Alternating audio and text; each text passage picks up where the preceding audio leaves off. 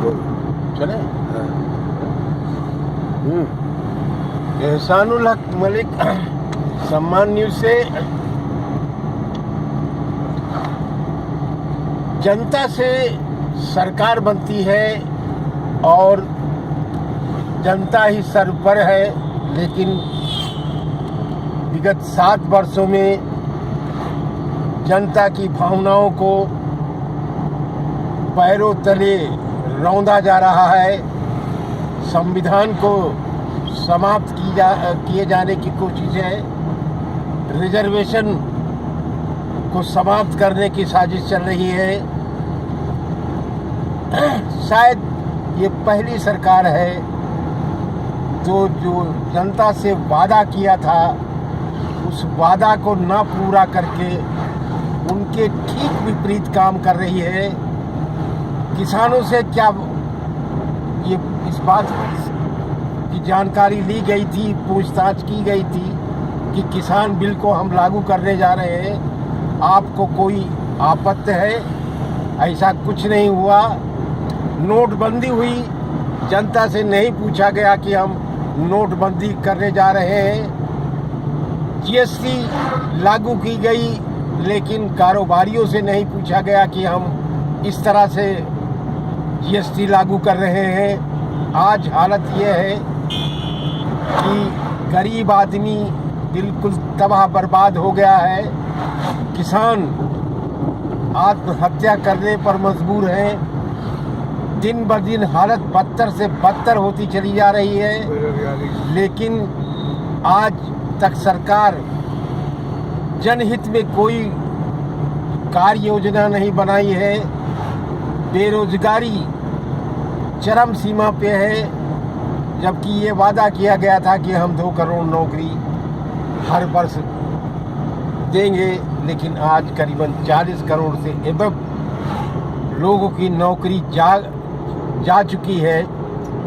ऐसी स्थिति में अब जनता के पास क्या चारा बचता है? जब जनता अपनी न्यायिक मांगों के लिए आवाज़ उठाती है तो सरकार उनका दमन करती है। पत्रकारों को जेल भेजा जाता है, अनशनकारियों को जेल भेजा जाता है। ये जो दमनकारी रवैया है सरकार का, ये बहुत ही खतरनाक दिशा में जा रहा है। आज करीबन 4 महीने के आसपास किसानों का आंदोलन चलते हुए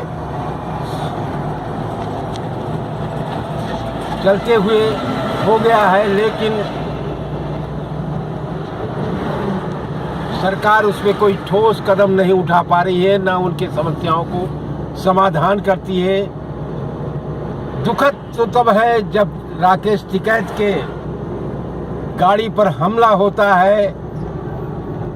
यानी कुल मिलाकर के लोकतंत्र समाप्त हो चुका है और सिर्फ एक तानाशाही है, और इस तानाशाही में तमाम वो लोग पिसते चले जा रहे हैं। निश्चित रूप से अगर सरकार कोई ठोस कदम नहीं उठाती है तो आने वाले समय में एक जन सैलाब भारत के अंदर उठेगा, जो फिर कभी भी ना नियंत्रित होने वाली ये आंदोलन होगा।